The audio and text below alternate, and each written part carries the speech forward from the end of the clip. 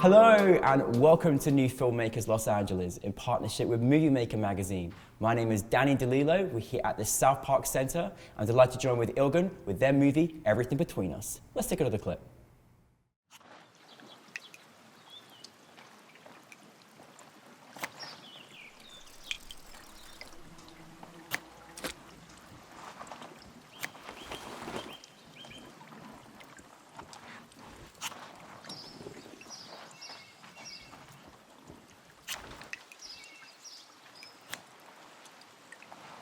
Bir şey diyeceğim, ben mi abartıyorum? Yok abi, Nurhan Hoca sana kafayı takmış işte belli. Ya bir gün patlayacağım, kadın ne olacak en sonunda? Ay onu bunu boş verin de. Buğra olay boyunca gözünü ayırmadı senden. Şuna bakın. Olaydan sonra iyice delirmiş. Ay hala ilgi çekme çabası içinde, ne olacak? Neyse hadi yürüyün, bize de saldırmasın şimdi.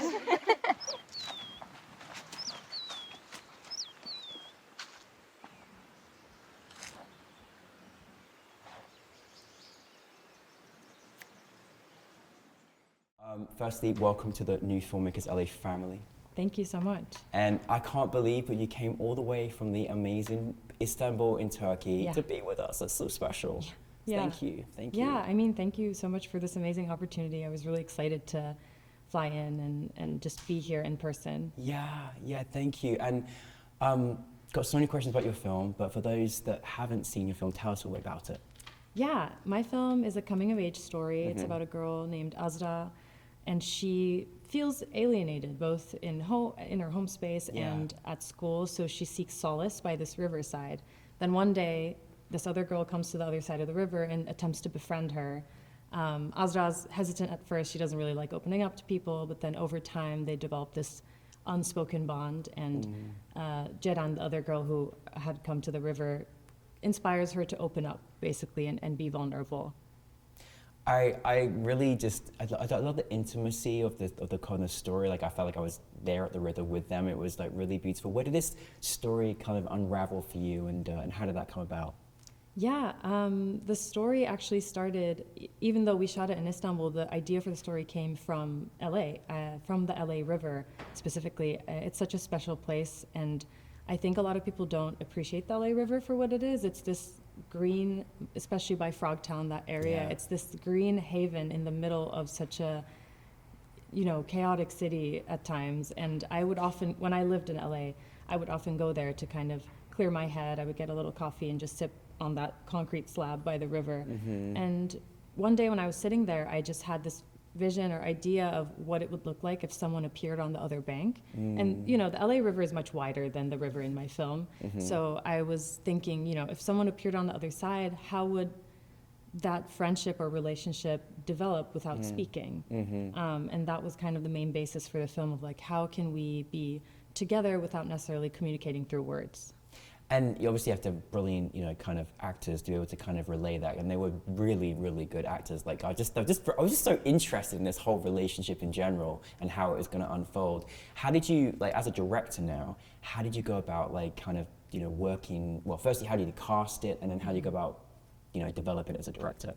Yeah, I feel incredibly lucky. I mean, this is my first professional short film. It's my first time working with more than 2 actors. Wow. So I was really, really so lucky that I got to work with such amazing people. The casting process was interesting. Azra, the main character, she goes to my high school. She's a senior now. At the time, she was a sophomore. Wow. And we just went to the high school drama club, which I was once a part of as well, on the behind the scenes side. But we just asked the students if anyone would be interested in auditioning for the film, and a couple people came. We had like 5 or 6 auditions, and actually Ece, who plays Azra in the film, hadn't come for the audition. She had come with her friends. Oh.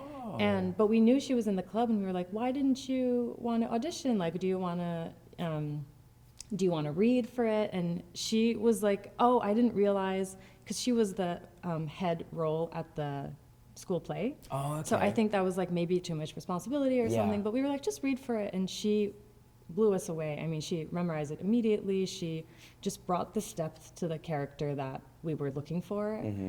That was the casting process. And then all the other 3 actors, they're all theater actors, by the way. None of them were in front of cameras before this short. Wow. So the Céline who plays Jeran, we found through, she was preparing for a conservatory, so we found her through that prep course, and then the other two actors are, they're working actors, and we had seen their plays.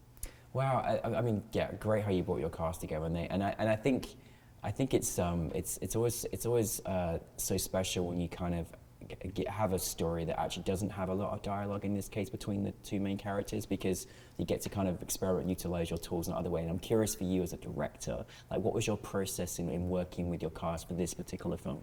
Yeah, it was so cool to experiment with that. We did a lot of rehearsals. I mean, again, because it was my first time, I didn't want to leave things to the set day. Also, we didn't have a lot of time on set. So we did a lot of rehearsals, which, especially with the main two characters. And, you know, they made time. We just like sat and had coffee, went to a park, hung out. Like I wanted the two actors to become friends before we shot the film. And they brought a lot to the characters, especially like at the end, there's a scene with you know, like the head resting on the shoulder. That came out from them because we were talking about the characters, and initially it was maybe going to be a hug, and then Ece was like, I don't think Azra would be that ready to give a hug, but I think she would want to be there for her. And then, you know, I think just toying with these two characters and what the actors brought to it really, that's kind of how we developed the dynamic without speaking. I think it was such a, you know, it's so hard being that young and you know, and everything they've got to go from their daily lives, but you know, bullying's a real thing, and it's the most painful thing you can feel as a young person. You're feeling that isolation, and so, you know, it's always nice. There's obviously in this character there was, you know, a bit of hope there from meeting this other person across the river, and I just, you know, and holding on to what hope can look like when things feel so hard and desperate and dark for you know, a young person. What did you kind of want your audience to take from your film? I think it's community. I think the main idea, I mean, I made the film for myself, for my inner teen at the time, who at times felt really alone and felt like no one understood them. And, you know, I changed schools a lot of times. I was oftentimes entering these already established social spaces. But I think the main takeaway of the film, and hopefully, is that there is going to be at least one person there. And if you close yourself off completely, you don't even see that person. So the lesson that Azra learns is that there's someone here trying to be there for me, who maybe we don't have the same exact experiences, but this other person has struggles and I have struggles, and we can bond over the fact that we maybe both feel isolated, even if it's not in the exact same way. So I think it's just a very human experience to feel like you're unique in your suffering and you're unique in your experience, but it's just everybody feels that way in one way or another. So hopefully the takeaway is that we can come together over that. Absolutely. No, I felt like such a sense of hope after watching it as well. Just, you never know who you're going to meet that can just change your life, you know, in a way, even if it's just for a moment. So I love it. And I really love that, like, because obviously you lived in LA, so you know the LA River, you know Los Angeles. Obviously now back in the homeland in Istanbul, which is so special as well. How is it filming? How is it taking this story and then like taking it back home? Like, what was that experience like? Oh, it was incredible. It really was so parallel, I think, to this. I think it informed the story because when I was writing the script, I was in a moment of having just moved back to Istanbul. Yeah. And I had been in the US for 9 years, and then I moved back somewhere I know, but didn't necessarily have community in yet. I had a couple of friends from high school, really close friends, but in terms of, you know, wider community, it was starting from scratch. So I think I learned a lot from the characters in that process. I learned a lot of, you know, oh, I need to be vulnerable. I need to open up. I need to be open to meeting people, which I think especially since the pandemic has been harder for a lot of people. I think we're all kind of closed off. It's like a defense mechanism. Yeah.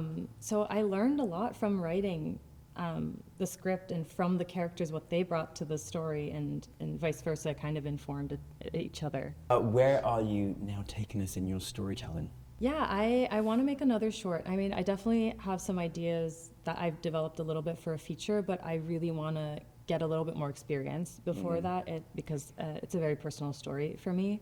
I have this short idea that I'm working on that is kind of inner child themed, and you know, I've been saying that I've befriended my inner teen. We're good. but now I'm like going younger. I'm going to, you know, inner child. How are they feeling? What's going on with them? And I love sci-fi, which is there's a little nod to it in Everything Between Us as well with the book. But I want to do a little bit more sci-fi, which just in this new short script. And obviously, because I love that you're going kind of delving back into your younger self. There's a lot of emerging artists, actors, filmmakers that are watching this. What would you like, in context of anyone trying to do what you're doing, or even a self-reflection of talking to your younger self? Would you have anything you would tell your younger self? Yeah, so much. I mean, I didn't study film. I didn't do, you know, arts or creative writing or stuff like that in college. I think I didn't believe I could. There were so many blocks with my creativity, and I think I would tell my younger self or anybody starting that it's okay to make mistakes. That's the process. You have to write something bad before you write something good, and yeah, I think that's the main thing. I think my fear of failure, my fear of mistakes kept me from writing for so long. Up until 2 or 3 years ago, I could not even believe that I would have made a film. You know, I believed in myself as a director. I'd been doing photography, but in terms of writing and creating and that like internal process, you have to go deep. You have to be real with yourself, and you have to be okay with just, well, making mistakes and also having fun. It's just play. I mean, art is play, and I think we forget that often because it seems so serious. But yeah. I love that. I think that's a great message for everyone, and now you're doing it, and you know, and you did such a great job, and you're so talented, and I'm really looking forward to seeing much more of your projects. So thank you. Please, if we're not going to meet you in Istanbul, please come back here and make more movies for us. Thank you so much. Thank you. Thank you.